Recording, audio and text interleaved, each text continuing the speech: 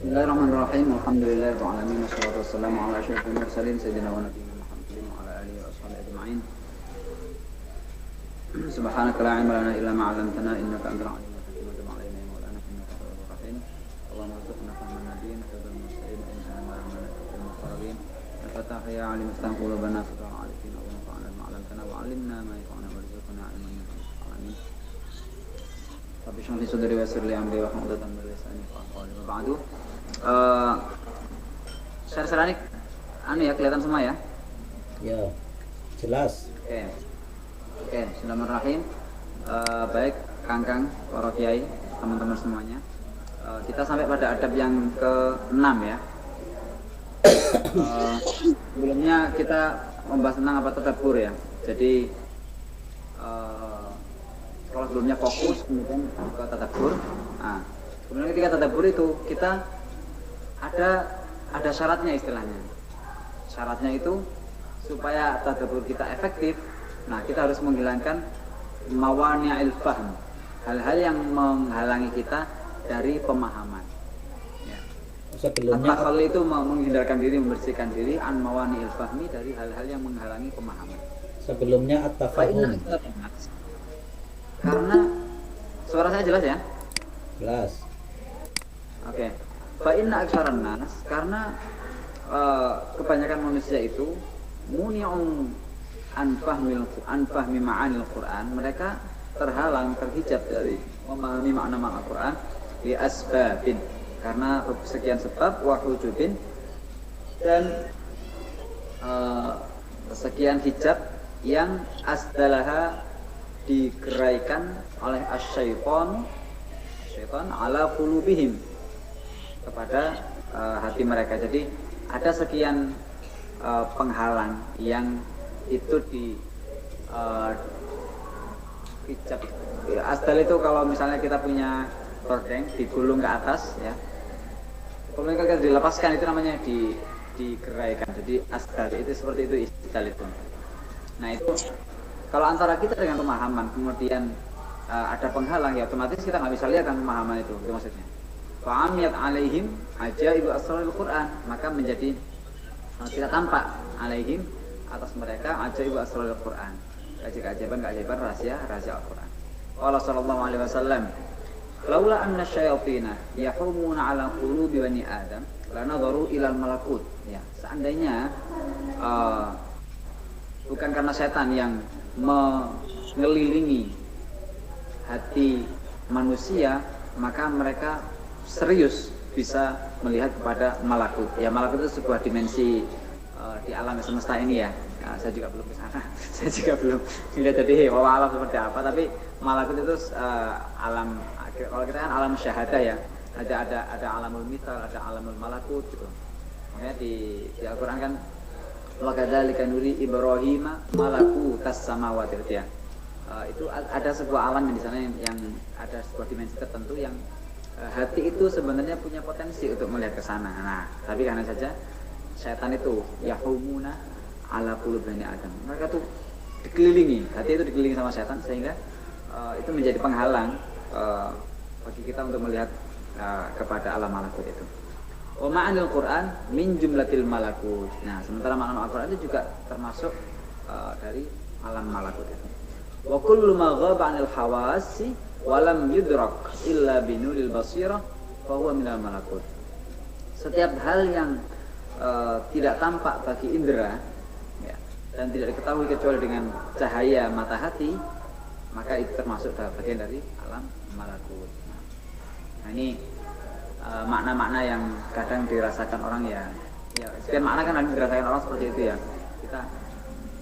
Kita pahami begitu saja. Tahu dari mana? Dari mata tidak, dari telinga enggak, dari rangsangan kulit enggak. Yes, tahu. Misalnya ketika melihat wajahnya habaib tertentu gitu, tiba-tiba hati terenyuh, pengen nangis, itu sebuah pemahaman sebenarnya. Tapi kan kita nggak bisa menjelaskan itu apa gitu. Nah, kalau lebih seperti itu, ada hal-hal yang memang tidak dijangkau dan bisa dirasakan. Wa hujubul fahmi arba'atun. Nah, adapun hijab-hijab fahmi itu arba'atun. Awaluha, yang pertama, ayyakunal hammu munsharifan ila tahqiqil hurufi bi ikhrajiha min makharijiha. Ya. Konsentrasinya itu terpusat pada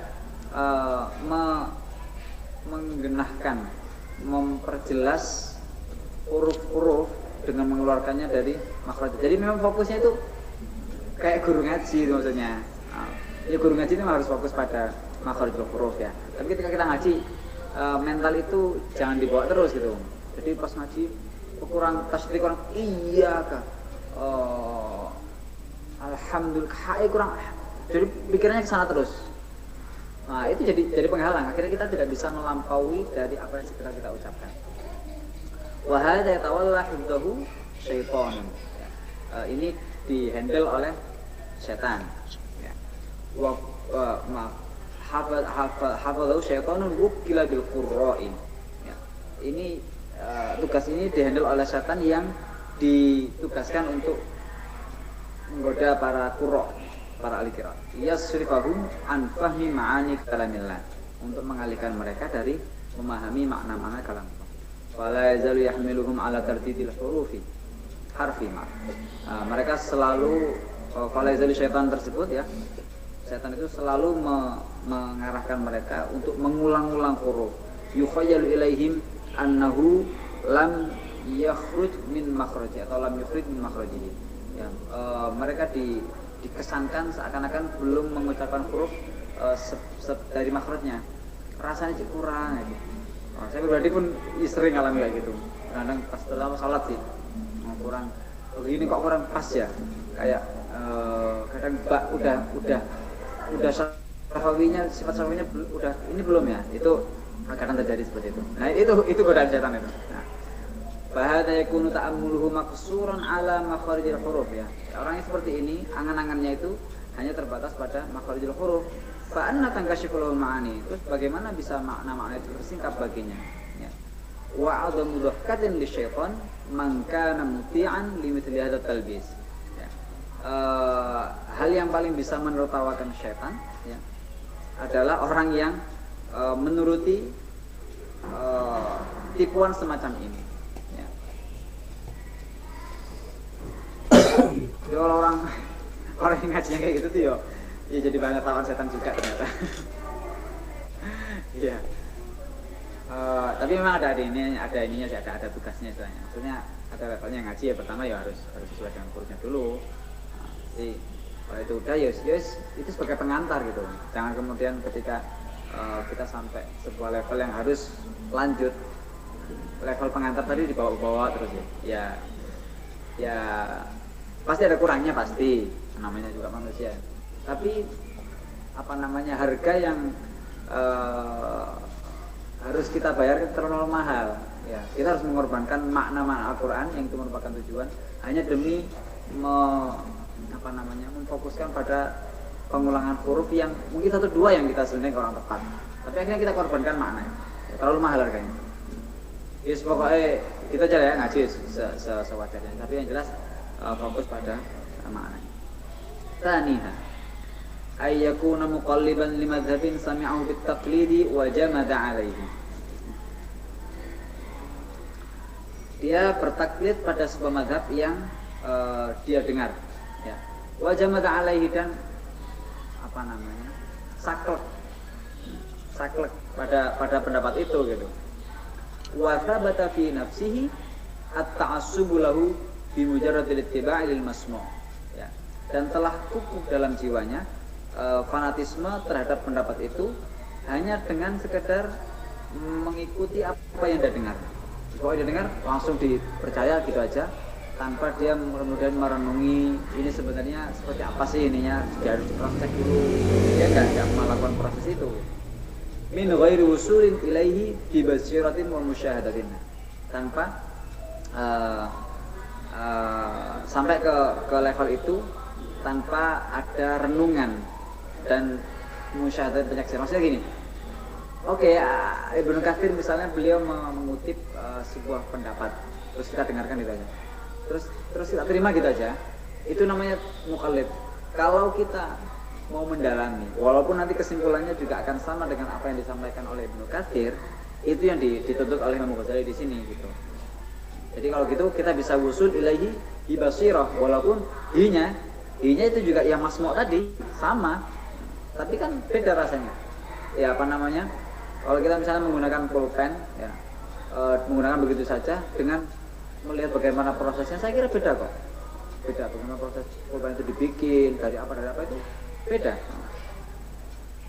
Fahadha syakhsun qayyadahu mu'taqaduhu an yujawizahu. Ya, orang yang seperti ini dia dibelenggu oleh keyakinannya itu dari melampauinya. Maksudnya dia tidak melampaui apa yang diyakini, selesai udah. Wala yamakkinuhu an yaqtura bidzalihi ghairu mu'taqadi. Karena dia terikat dengan keyakinan tadi itu, sehingga dia tidak punya kesempatan untuk merenungi makna selain apa yang dia dapatkan. Padahal Al-Quran Masya Allah ya, saya kalau baca tafsir Ibnu Asyur itu kagum sekali bagaimana beliau bisa menganalisa segitu dalamnya. Dan kadang-kadang kita coba jelasin tafsir lain itu kadang penjelasannya sederhana sekali gitu. Maksudnya apa namanya, Al-Quran ini selalu terbuka untuk penafsiran baru. Itu bukan kata-kata yang ngomong enggak, memang benar-benar silakan pelajari perangkatnya, balaghah dan seterusnya, terus buka Al-Quran. Itu banyak sekali makna-makna yang kemudian kita bisa singkap ya, baru. Oke. Fasara nadharuhu mauqufan ala masmu'ihi. Maka kemudian pandangannya itu hanya terbatas pada apa yang dia dengar. Fa in lam abarqun ala bu'din. Kalau ada lintasan kilatan makna dari jauh ya, kilatan maksudnya barqun minal makna ya. Fa in lam abarqun, kalau ada apa namanya, cemlorot kilatan makna dari jauh, wa badalahu makna minal ma'ani allati tubayyinu masmu'ahu, dan tampak baginya sebuah makna yang berbeda dengan apa yang dia dengar tadi, hamala alaihi syaitanut taqlid. Nah, kemudian diserang oleh syaitan taklid, dan hamlatan dengan sebuah serangan. Wa qala kaifa yakhturu hadza bibalika wa huwa khilafu mu'taqadi abaik. Kok bisa kamu terbesit makna ini? Padahal itu makna yang benar itu. Ya, setan bilang gitu. Kok bisa terbesit makna ini padahal itu beda dengan apa yang diyakini oleh para leluhurmu. Fayaro anna dzalikal ghururun minasyaiton, sehingga dia menganggapnya itu sebagai tipuan dari syaitan. Fayataba'adu minhu wa yahtarzu an mithlihi, dia menjauhinya dan menghindari hal-hal tersebut. Wali mithli hadza qalat as-sufiyyatu innal ilma hijabun. Nah, ini yang dimaksudkan oleh orang-orang sufi itu dengan ibaratnya innal ilma hijabun, bahwa ilmu itu hijab. Nah, wa aradu bil ilmi al-aqaid allati istamarra alaihi aktsarun nasi bi mujarradi at-taqlid. Ya, maksudnya dari ilmu yang dalam ungkapan itu apa? Adalah sekian keyakinan yang dipegangi oleh kebanyakan manusia hanya karena taklid.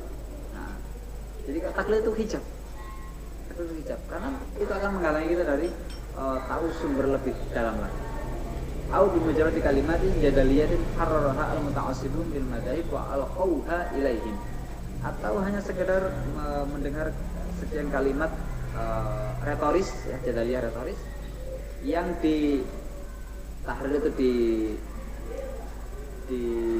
diungkapkan gitu aja ya. Nah, tahlil itu ada proses, digodok gitu oleh orang-orang yang fanatik terhadap mazhab-mazhab dan kemudian melontarkannya kepada si pembaca. Fa amal ilmu al-haqiqiyyu alladhi wa al-kashf wal musyahadatu bil basirah. Nah, adapun ilmu yang sebenarnya yang merupakan adalah kasyaf dan musyahadah bil basirah, fa kaifa yakun hijaban wa huwa muntahal matlab. Kalau ilmu yang didapatkan dari cahaya batin itu tidak mungkinlah dianggap hijab, karena itu adalah muntahal matlab, karena itu adalah cita-cita tertinggi. Wa hadza taqlid qad yakunu batilan fa yakunu mani'an. Nah, si taqlid ini yang makna yang dia ikuti tadi itu bisa jadi batil fa yakunu mani'an. Nah, itu menjadi mani juga. Kaman ya'taqidu minal istiwa yang al-arshi at-tamakkun wal istiqrar. Seperti orang yang meyakini makna dari istiwa al-arsh itu sebagai at-tamakkun wal istiqrar, ya duduk bersemayam gitu ya. Fa in khatara lahu mathalan fil quddusi annahu muqaddas an kulli ma yajuzu ala khalqihi. Ini contoh untuk makna batil tadi ya. Kalau misalnya terbesit di benaknya itu tentang Allah itu bahwa dia maha suci dari apapun yang layak untuk makhluknya, lam yamakkinhu taqliduhu min an yastaghfira dzalika fi nafsi. Maka taklidnya itu tidak memberikan kesempatan makna yang benar tadi itu untuk bisa tertancap di batinnya. Walau istaqarra, menetap dalam batinnya, lanjarra ila kashfin thanin wa thalithin wa latawasal. Nah, seandainya saja ya, dia mau menerima makna yang benar tadi yang dihasilkan dari apa namanya perenungan tadi ya, yang mana benar lah istilahnya, yang bukan hasil taklid, yang dari Nuril Basirah. Seandainya dia itu terima, ya, maka itu akan mengantarkannya pada kasyaf yang kedua, yang ketiga, dan seterusnya. Nah, sayangnya, yatasara'u ila tab'i dzalika an khatirihi. Dia segera mengenyahkan makna kesana paling ke itu saum. Oh iya kan. Ya, tapi dia masalahnya dia kemudian segera mengenyahkan makna tersebut dari benaknya, limuna qadatihi taqlidahu al-batil, karena bertentangan dengan taklidnya yang batil tadi. Nah, ini yang pertama, jadi taklidnya terhadap makna yang batil. Ini juga mani. Waqad yakun haqqan. Bisa jadi makna tersebut yang ditaklidi itu hak, benar. Misalnya yang dikatakan Abdul Kathir dan lain-lain. Wa yakun aidan mani'an minal fahmi wal kashfi. Nah, ini juga bisa menjadi penghalang dari kepahaman dan penyingkapan. Kenapa? Li'anna al-haqqal ladzi kullifal khalqu intiqadahu lahu maratibu wa darajat. Karena kebenaran, hakikat yang dibebankan kepada makhluk untuk meyakininya itu bertingkat-tingkat. Walahu mabda'un zahirun wa ghaurun batin. Dia punya permulaan yang zahir dan ghaur itu sumber yang terdalam gitu ya, yang batin. Wa jumudut tab'i 'ala zahir yamna'u minal wusul ila ghauril batin. Nah, kalau dia karakter sakleknya tadi itu hanya terbatas pada karakter apa namanya? Kesaklekan karakternya kepada zahir itu, ya, kesaklekan karakternya pada zahir itu menghalanginya dari sampai kepada yang batin. Kama dzakarna fil farqi bainal zahir wal batin fi kitab al-qawaid. Ini kitab yang kedua kayaknya. Jadi pertama kitab ilmi, kemudian kitab qawaid apa itu, baru kitab Taharah. Penghalang yang ketiga, ayyakuna musirran ala dzambin aw muttasiban fi gibrin aw mubtalan fil jannati fi hawan fid dunya muta'in. Atau dia punya kebiasaan untuk terus-menerus melakukan sebuah dosa tertentu ya, kayak niku gitu. Atau dia terjangkit sifat sombong, atau diuji secara umum dengan hawa nafsu keduniawian yang dia turuti terus-terusan. Fa inna dzalika sababu dzulmatil qalbi wasadaihi. Nah, karena penyakit tersebut itu sebab dari gelapnya qalbi, hati, dan sodaihi, dan karatnya. Wa wakal khabati 'alal mir'ah, itu seperti bercak di cermin. Fayamna'u jaliyatal haqqi min an tadajjala fihi. Maka cermin itu maka kotoran-kotoran itu menghalangi dari kejelasan hakikat, dari gimana sih? Dari menampakkannya hakikat itu. Ya, kalau cermin kan kita bisa bercermin pada cermin yang kotor, berkarat misalnya, atau ketutup apa gitu. Kan tidak bisa ini kan hakikat, tidak bisa, wajah kita nggak jadi tampaknya sebenarnya gitu. Nah, hati yang kotor itu ibaratnya seperti cermin yang kena bercak itu, sehingga dia tidak bisa melihat hakikat sebagaimana mestinya. Wa huwa a'dhamu hijabin lil qalb, itu adalah hijab terberat bagi manusia. Wa bihi hujiba al-aktsarun, dengan ini mayoritas dia dihijab. Wa kullama kanat asy-syahwatu ashadda tarakuman, setiap semakin syahwat itu bertumpuk-tumpuk, kanat ma'anil kalami asyadda ihtijaban, semakin syahwat itu bertumpuk maka makna-makna kalam itu semakin terhijab. Wa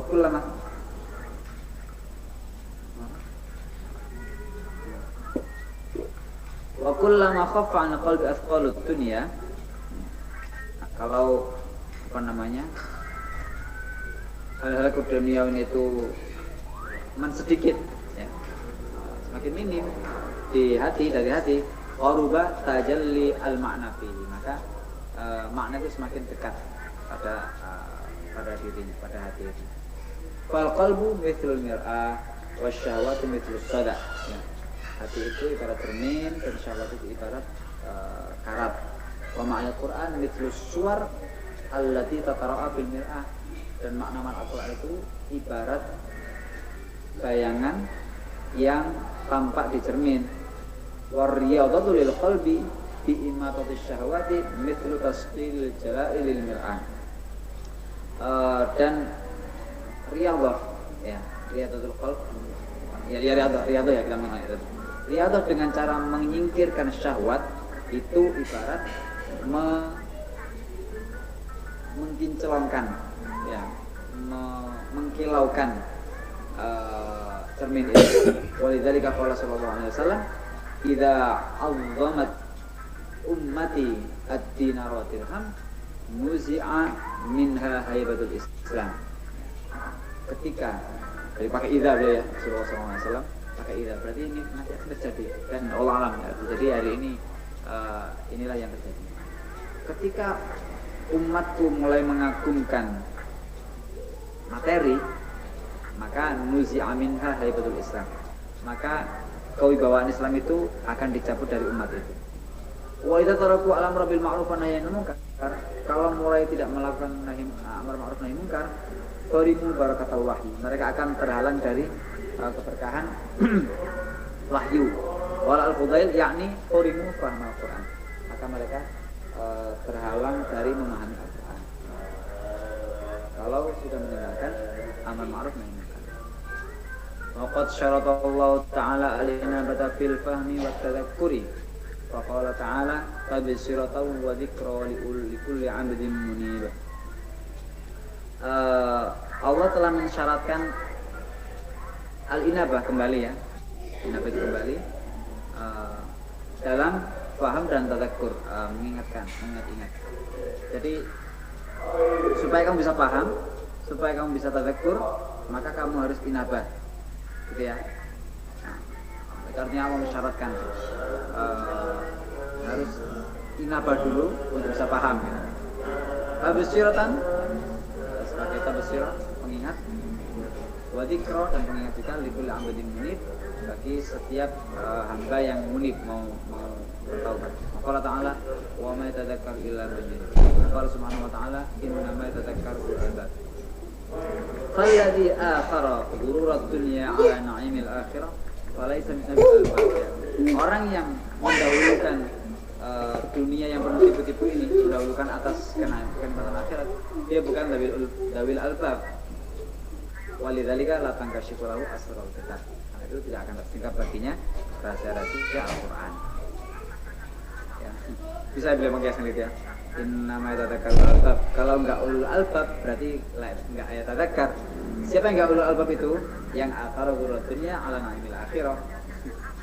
Itu cara analisa kiasnya seperti itu. Sebentar.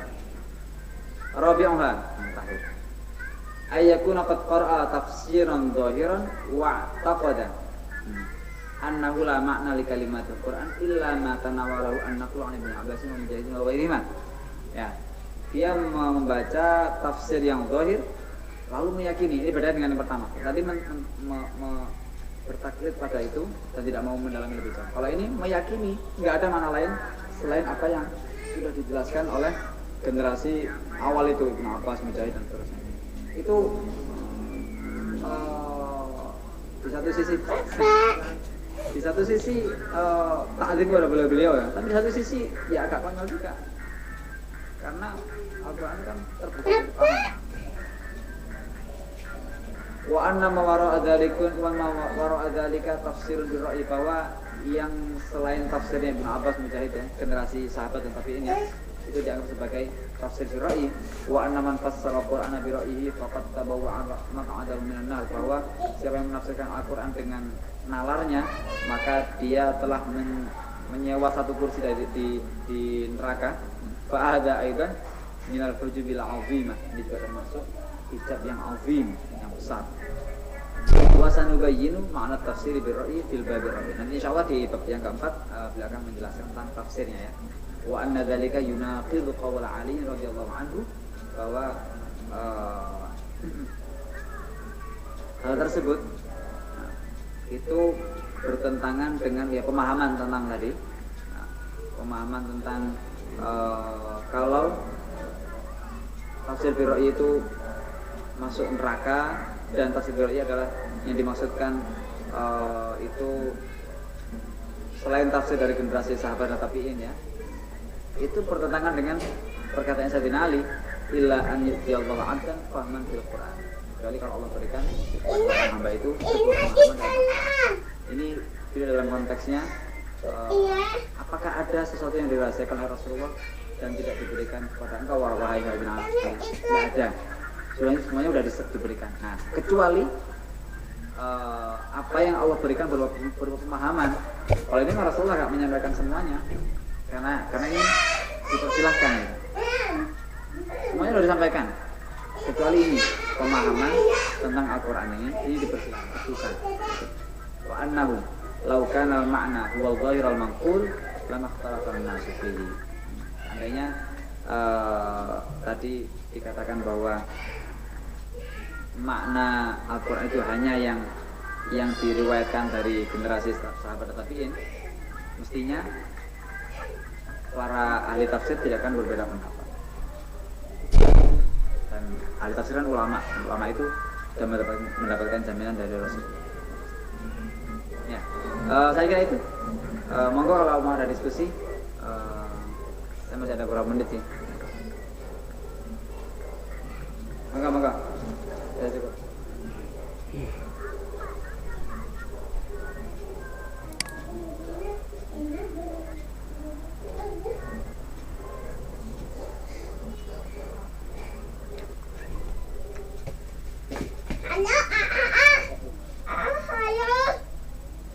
Silakan yang mau berkomentar.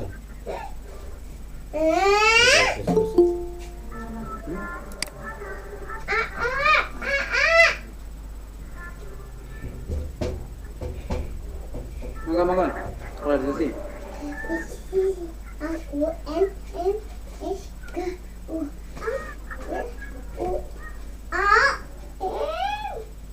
Jadi kalau yang saya pahami berarti pemahaman akan Al-Quran itu adalah hak semua umat Islam itu ya. Jadi bukan hanya miliknya para sahabat dan para ulama. Orang-orang itu punya hak untuk mempunyai pemahaman tersendiri atas Al-Quran. Ternyata kalau kita baca dari keterangan ini bahwa mengfassar Al-Quran bi ra'yih itu dibantah oleh Sayyidina Ali itu sendiri ya.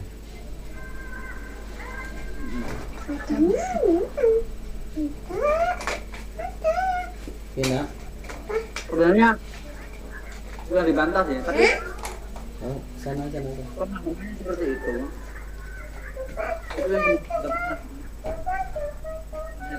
Ali itu.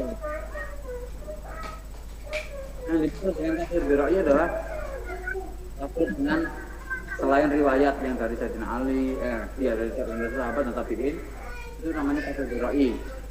Nah, kalau tafsir bira'iyah maknanya seperti ini, maka ini akan bertentangan dengan pernyataan Sayyidina Ali yang beliau adalah sahabat itu sendiri gitu. Nanti insya Allah selanjutnya nanti di bab 4 ya, tentang itu penafsiran itu pasal Al-Qur'an bira'iyah. Itu betul nanti. Ya ternyata kita juga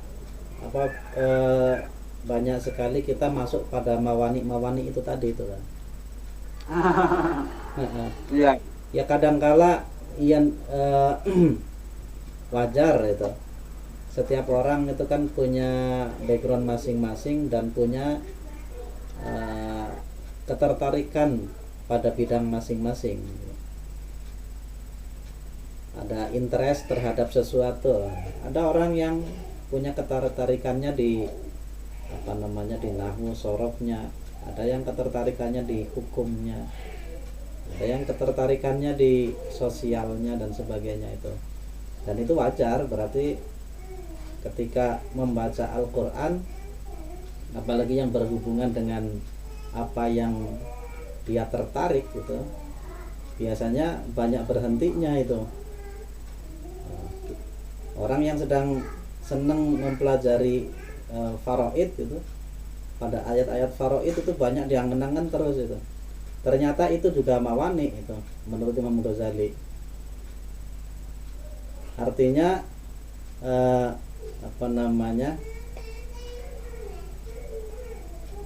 nur Al-Quran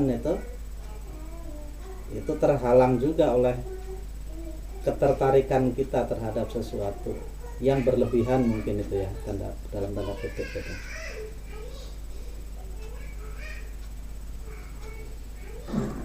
Jadi masalahnya kan gini, oke, Al-Quran terbuka untuk dipahami oleh setiap orang. Tapi apakah kemudian asal memahami itu namanya ada kaidah gitu. Setiap orang silahkan mau naik mobil, tapi kan ada kaidah-kaidahnya. Kapan nyalain sennya, kapan, supaya dalam berkendara itu dia sesuai aturan. Kan seperti itu. Tafsir Al-Quran seperti itu. Silahkan dipahami, tapi ada aturannya. Kalau tidak taat aturan ini, akan jatuh pada butuh fihi khilafan katsira, akan menjumpai pertentangan kalau mengikuti aturan-aturan ini gitu. Allah alam. Ya bahkan ketika kita terlalu terkonsentrasi pada tajwidnya atau makharijul hurufnya, itu juga termasuk manik gitu. Manik untuk tafahum gitu. Agak berat juga kalau seperti itu. Angin ini ya. Iya. Ketemu. Masa menggunakan teorinya orang-orang sufi yang ketika menghadap atau ketika beribadah itu ya dengan totalitas dalam arti ya kita hanya fokus kepada apa yang ya kan ya. Kalau kita beribadah ya berarti menghadapnya kepada Gusti Allah, tidak terhadap bacaan, tidak terhadap makharijul huruf, tidak terhadap makna. Kadang-kadang ada yang mentautkan pemahamannya pada hal-hal seperti itu. Ya sudah, kita beribadah kepada Allah itu ya tunduk tawakal, sudah tidak memikirkan selain yang dihadapi. Mungkin loh ya, wallahu alam juga ya. Ya kalau kita melihat konteks penjelasan yang baru saja disampaikan, ini kan konteksnya di antara adab ketika membaca Al-Qur'an gitu. Adab yang ketika membaca Al-Qur'an ini adalah apa namanya at-tafahum, sebelumnya kan at-tafahum. Ternyata at-tafahum itu at-tafahum yang di dalam pengertiannya Imam Ghazali itu at-tafahum dalam yang lebih ke mengarah kepada apa namanya pemahaman sufisme. At-tafahum yang selain itu dianggap sebagai mawani itu.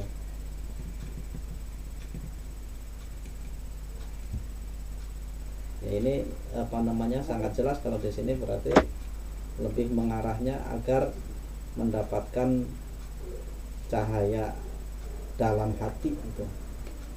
Al-Quran menjadi cahaya dalam hati itu. Tafahum yang lain-lain termasuk dalam bidang keilmuan itu harus dihindari juga itu ternyata. Ya gitu. Yang saya pahami mungkin kalau kita ini ya apa namanya dalam tanda kutip terjebak dengan istilah-istilah kasyaf nuril basirah, itu sebenarnya bukan monopoli kaum sufi sebenarnya. Jadi siapapun bisa memakai itu. Kalau kuliah namanya makna terkait apapun itu, terkait kekuasaan Allah, terkait keilmuan, terkait apapun itu, namanya makna itu sudah maknawi, dan antara kita dengan makna itu bisa jadi ada hijab. Tersingkapnya hijab itu adalah kasyaf. Nah, jadi mohon maaf ini, kalau misalnya memaknai kaum sufi maknanya apa itu ya perlu kita bicara lagi sih. Tapi yang saya pahami tadi identik dengan yang tafsir Isyari yang semacam itu ya maksudnya. Tapi enggak, sebenarnya kasyaf itu terkait makna apapun itu, mau makna yang identik dengan sufi atau yang lainnya itu berlaku semuanya.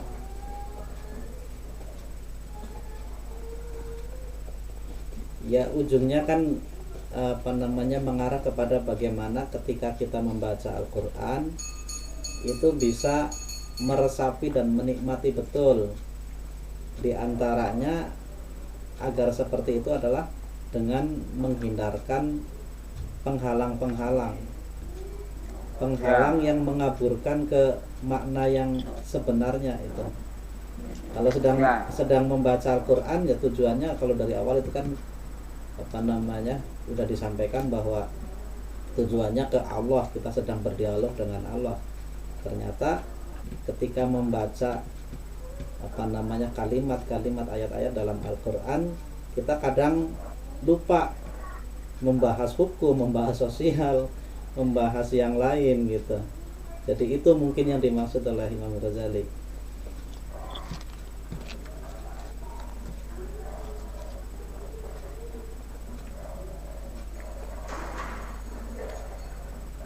Gimana ya? Memang Al-Quran itu maknanya luas banget sih.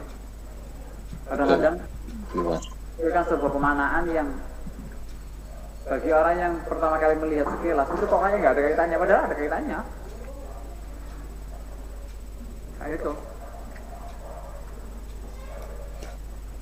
Ya seperti tadi itu ketika apa kita menjumpai wa anallaha lama'al muhsinin itu apa itu lama'al muhsinin itu lama'a itu ada yang menyebutnya lamnya lam apa lam taukid ya kan, ma'a bersama orang-orang yang muhsin.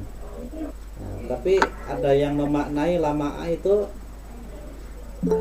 dalam arti ini apa namanya mengilaukan itu ya, berkilau ya, membuat berkilau orang-orang yang muhsin, membuat cerah orang-orang yang muhsin.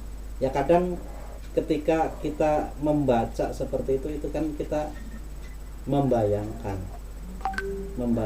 betapa Allah itu kalau menggunakan lama itu mencerahkan, mengkilaukan, itu berarti Allah mengkilaukan orang-orang yang muhsin. Dengan apa? Ya kita kan meraba-raba kemudian. Ini bagian dari kita apa namanya mencari makna-makna yang bisa diresapi itu padahal. Tapi kalau ya, tapi gini soal itu kan kayaknya tafsir Isyari ya. Jadi Pak Kuras pernah memberikan aturan. Jadi kalau tafsir syar'i itu harus tidak bertentangan dengan kaidah tafsir, kaidah lughah kebahasaan. Terus sama apa gitu saya lupa. Tidak. Nah, lama'ah itu kalau diartikan mengkinclongkan ya, itu lama'ah harusnya. Karena lama'ah itu artinya bersinar aja. Itu secara ini bertentangan dengan kebahasaan. Jadi nah itulah pentingnya ilmu bahasa, itulah pentingnya rambu-rambu tadi itu. Meskipun kita tidak mengingkari maknanya, makna bahwa Allah akan mengkinclongkan orang-orang muhsinin, oke. Tapi kemudian menisbatkan makna ini terhadap ayat itu yang masalah. Karena secara kebahasaan tidak diterima, gitu. Nah, ini apa namanya, rambu-rambunya kaum sufi itu seperti itu. Misalnya, qala alqiha ya Musa fa alqaha fa idza hiya hayatun tas'a. Asa di situ adalah dunia. Kenapa asa itu diungkapkan sebagai dunia? Karena asa tempat untuk bersandar. Kita selalu bersandar pada dunia. Dilemparkan, ketika dunia itu dilemparkan, ternyata dia tampak sebagai ular yang sangat besar.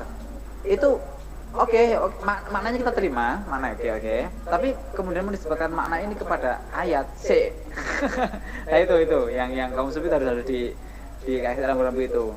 Nah, Syekh Khadir Husain mengatakan makna-maknanya seperti ini itu Al-Quran, ayat-ayat Al-Quran yang lain itu sudah mengcover.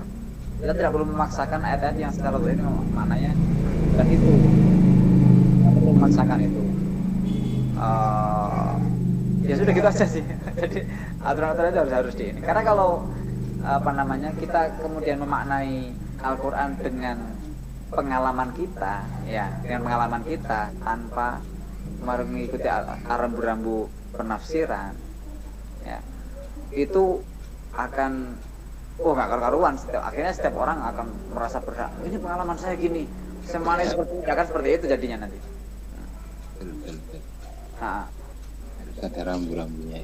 Artinya membatasi itu, membatasi dalam arti apa namanya, kalau kita ngambil contohnya dulu, saya masih ingat ketika Rais Am itu dalam sambutannya memaknai itu juga fa'alqa asahu fa idza hiya hayatun tas'a, itu dikontekstualisasikan dengan NU itu sudah waktunya harus menjadi hayah itu dan seterusnya itu. Itu berarti bertentangan itu. Saya kira beliau tidak sedang menafsirkan itu, memberikan tamthil. Ya, tamthil. Tamthil, beda. Berpegang kepada asa itu seterusnya.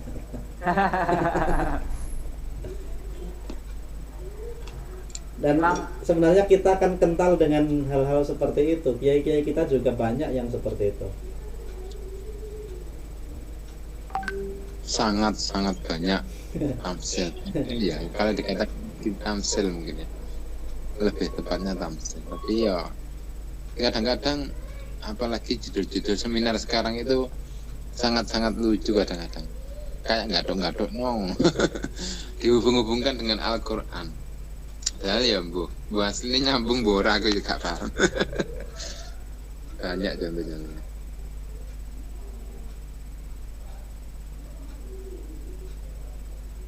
Tapi itu makalah ulama ya, gimana? Mestinya ya beliau membuat tamsil seperti itu punya dasar yang kuat lah.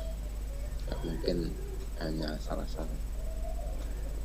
Husnudzon saya begitu. Dan ini apa namanya, hal-hal yang seperti itu malah lebih ini bisa menghadirkan Al-Quran dalam kenyataan, betul itu. Dengan hal seperti itu, misalkan apa namanya, beberapa waktu yang lalu Buya Syakur juga apa namanya, memaknai apa itu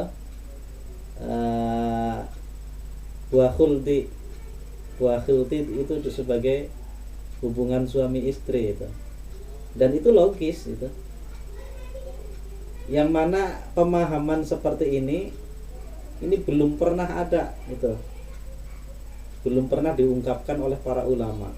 Buah khuldi ya wujudnya buah, tapi menurut menurut beliau nggak mungkin surga yang tempatnya kenikmatan mestinya itu bisa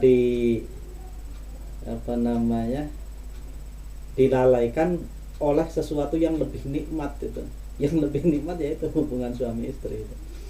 Nggak mungkin kita lupa dengan sesuatu hanya sebab sesuatu itu lebih rendah kenikmatannya dari yang kita lupakan. Saya menanggapi ya. Yeah. Untuk ini secara spesifik. Itu Syekh Dr. Mustafa Mahmud Mesir itu sudah mewacanakan itu, pemaknaan itu. Saya nggak tahu apakah ada yang pertama atau bukan. Dr. Mustafa Mahmud itu mungkin wafat tahun 2000-an kali ya. Beberapa ulasannya bagus dan memang orangnya orang yang logis, yang logik thinker lah, pemikir yang logis gitu ya. Tapi itu dibantah sama ulama pemahaman itu. Kenapa? Karena Al-Quran itu bilisanin Arabiyyin mubin. Itu Al-Quran berkali-kali menyatakan dirinya sebagai lisanun Arab, bahasa Arab. Artinya kalau kita memaknai Al-Quran, entah itu kaitannya dengan kosakata kebahasaan, kaitannya dengan struktur kalimat, kaitannya dengan kiasan-kiasan, kaitannya dengan ungkapan-ungkapan, harus merujuk pada rumusan-rumusan bahasa Arab itu. Dan tidak dijumpai dalam bahasa Arab asy-syajarah maknanya hubungan seks. Nah itu akhirnya nggak bisa menakwil seperti itu, nggak bisa. Karena nggak ada ulama itu ketika misalnya menafsirkan as-siratal mustaqim atau misalnya menafsirkan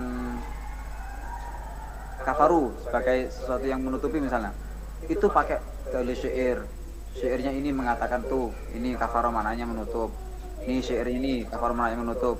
Oh memang bahasa Arab menjadi saksi bahwa penggunaan kafaru memang artinya menutup. Oke, kita gunakan dalam Al-Quran gitu. Jadi kalau sekedar nalar-nalar gitu belum cukup. Ya, di sisi lain kan ada yang berpemahaman bahwa dalam Al-Quran itu bahasanya banyak yang berupa simbol-simbol. Syajarah itu ya bisa makna hakiki, bisa majazi gitu. Kalau hakikinya ya syajarah yang seperti itu, tapi majazi bisa juga dimaknai syajarah itu syajaratul ansab, itu bisa jadi. Itu kan pakai syajarah juga itu. Syajarah atau family tree itu. Jadi dengan hubungan suami istri itu akan menjadikan satu syajarah gitu. Nah, kalau seandainya ini diperbolehkan seperti ini akan menjadi banyak hal yang bisa dinikmati oleh pembacanya atau pembaca Al-Quran. Tapi kalau ini tidak diperbolehkan, ya ini berarti Al-Quran sangat eksklusif. Jadi hanya dengan pemahaman bahasa saja itu. Padahal di dalam bahasa kadangkala ada simbol-simbol. Boleh jadi atau jangan-jangan aso itu simbol itu. Hayah itu juga simbol. Boleh jadi itu. Boleh jadi. Nah, saya kira kalau berangkat dari apa yang disampaikan oleh Imam Ghazali tadi, bahwa pemahaman terhadap Al-Quran itu hak semua pembaca. Nah, tidak bisa diklaim hanya milik para sahabat. Saya kira itu lebih lebih pas itu. Artinya orang belakangan pun boleh mempunyai pemahaman yang berbeda berdasarkan pengalaman hidup masing-masing gitu. Boleh jadi mungkin seperti itu.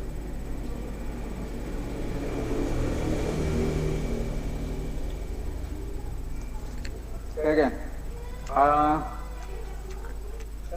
masih sebenarnya kalau mau diskusi panjang sih. Karena ini saya mau kegiatan, monggo teman-teman lanjutkan kegiatannya, diskusinya. Saya mau mantau anak-anak udah jam 9 udah lagi harus ini, harus diselesaikan ini. Jadi ya mohon maaf ya. Sebenarnya bisa dilanjutkan diskusinya panjang mas. Oke, terima kasih. Assalamualaikum. Silakan, mungkin ada permasalahan-permasalahan di masyarakat yang bisa kita diskusikan atau masih berkaitan dengan pembahasan kita, itu silakan. Ya Zaim.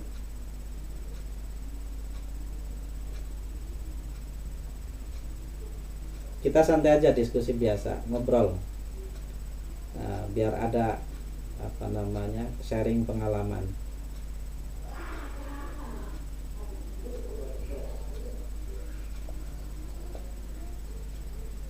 Kiai Zaim hadir?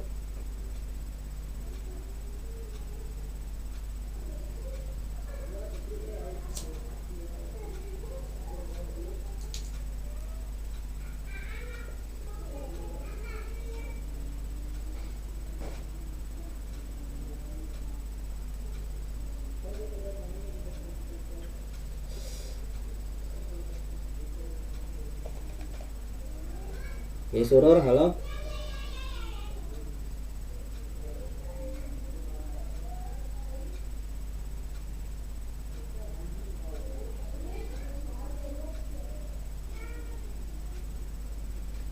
Ini belum jam 9 ini.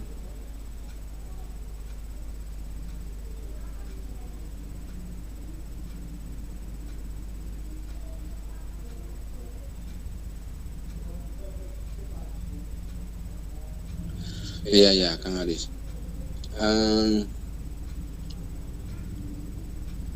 Sebenarnya saya itu juga resah sih. Resah. Beberapa kali kan ya itu ya resah, ya senang, ya gimana ya, campur aduk lah istilahnya.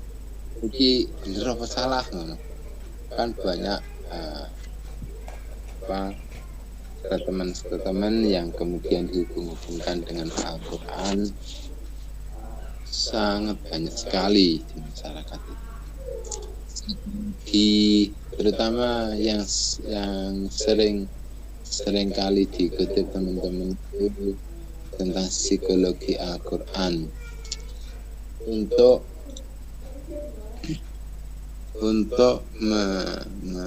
ya mungkin untuk mencari sesuatu yang kehendak. Jadi pembenar teorinya sendiri gitu ya. Tapi ya nggak salah juga ada mencari pembenaran gitu dari ayat Al-Quran. Betul. Tapi aku angel lah, bantah itu angel. Soalnya kadang-kadang dasarnya juga kuat sih, kuat. Ya seringkali saya temukan begitu. Nah itu solusinya gimana ya kira-kira? Nah iya, ya seperti contoh tadi itu, ketika syajarah itu dimaknai sebagai syajaratul ansab gitu, kita bantahnya juga susah. Seandainya kita mau membantahnya, kita kan nggak tahu yang berteori itu memang awalnya itu berangkatnya dari Al-Quran kemudian dijabarkan, atau dia sudah mempunyai teori terlebih dahulu kemudian mencari pembenaran dari Al-Quran. Kan kita nggak tahu gitu. Banyak sekali juga ustaz-ustaz seperti itu. Jadi dia punya pemikiran kemudian mencari ayat-ayat untuk menjadi dalil pembenar untuk pemikirannya. Atau memang betul dia itu memang hasil dari membaca Al-Quran kemudian memaknai. Nah, itu kan beda sebenarnya. Kemudian menelorkan pemikiran yang baru, tapi berangkatnya dari Al-Quran. Banyak juga di dalam hukum Islam itu. Hukum Islam ada yang mengambil bahwa nanti wakaf itu, wakaf profesi itu juga bisa itu. Kalau profesi itu kan sudah ada persetujuan dari ulama Azhar itu kan. Maksudnya kalau zakat profesi itu ada, tapi Iya. profesi sendiri diwakafkan, mewakafkan profesi. Oh, wakaf. Iya, wakaf itu berangkat dari menggali-gali Al-Quran,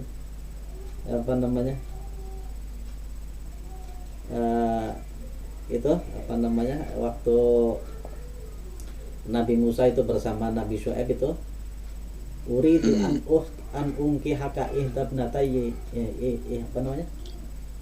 Uridu an unki haka ihtabnatai ya taini ala juran. ala anta juroni tamaniyah hijaj itu kan dia kalau dalam prinsipnya itu sesuatu yang bisa disodakohkan itu bisa diwakafkan juga. Sesuatu yang bisa disodakohkan, diinfakkan, itu juga bisa diwakafkan. Nah, kemudian wakaf profesi itu kan bisa juga gitu, menggali dari situ. Jadi ada hal-hal baru, hasil galian orang-orang baru gitu, sesuai dengan bidangnya. Nah ini kan susah juga dibendung yang seperti ini. Nah, saya rasa itu di setiap bidang keilmuan ada yang seperti itu. Ya tempo hari ahli astronomi mengkait-kaitkan ayat-ayat tentang astronomi, padahal ya Al-Qur'annya benar, tapi kan pemikirannya belum tentu benar. Nah, dan saya rasa kita tidak bisa menghalang-halangi yang seperti itu. Ya bebas saja menurut saya itu. Karena Al-Quran sendiri juga memang ya bebas. Ya kan hadir untuk dinikmati Al-Quran itu. Tapi yang menjadi semacam keprihatinan kita itu kadang-kadang ya merasa mengalami sebuah penurunan pemahaman. Merasa enggak kira-kira hamilnya? Ya iya, kadang-kadang seperti itu. Kok malah dangkal sekali pemahamannya dengan ulama-ulama terdahulu. Padahal seharusnya pemahaman itu kan berkembangnya ke sesuatu yang lebih dalam. Tapi ternyata kan tidak seperti yang diharapkan. Ini kadang-kadang itu saya masih pesimis dengan pemahaman baru terhadap Al-Quran itu kadang-kadang pesimis. Kayak gak pengen mengikuti ngono. Paling ya ngono Pak. Nah, kalau semuanya harus seperti Imam Ghazali, di mana ujung dari pemahaman terhadap Al-Quran itu adalah untuk pencerahan hati. Nah, itu agak sulit kita itu. Sulit. Kesulitan ya? Ya, sulit lah itu. Harus kesana semuanya itu. Dan saya lebih cocok apa yang diungkapkan Gus Baha itu. Zikirnya ahli ilmu ya, yang memikirkan tentang ilmu itu zikir itu. Jangan semuanya itu harus zikir torikoh itu, ya zikir torikoh. semuanya itu berzikir itu. Untuk ahli ilmu zikirnya ya dengan membahas ilmu itu, karena semuanya udah bidangnya masing-masing, dan kenikmatannya itu di situ. Kenikmatannya ahli thariqah ya ketika sedang berzikir itu diberikan kenikmatan oleh Allah. Nah, ketika ahli ilmu kenikmatannya ya ketika membahas tentang ilmu itu, dari kepahaman itu ya. ini dari kepahaman, ketika menggali pemahaman-pemahaman dalam Al-Quran seperti lama'a tadi, dikait-kaitkan dengan perangkat yang dia punya, perangkat keilmuan. Oh, boleh jadi ini seperti ini maksudnya, boleh jadi seperti ini. Itu kan membekasnya lebih kuat ketika dengan mengkaitkan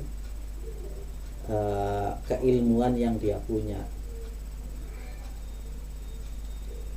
Ya begitu juga ahli bahasa ketika menemukan hal-hal yang aneh di dalam Al-Quran, larinya ke pemahaman bahasa.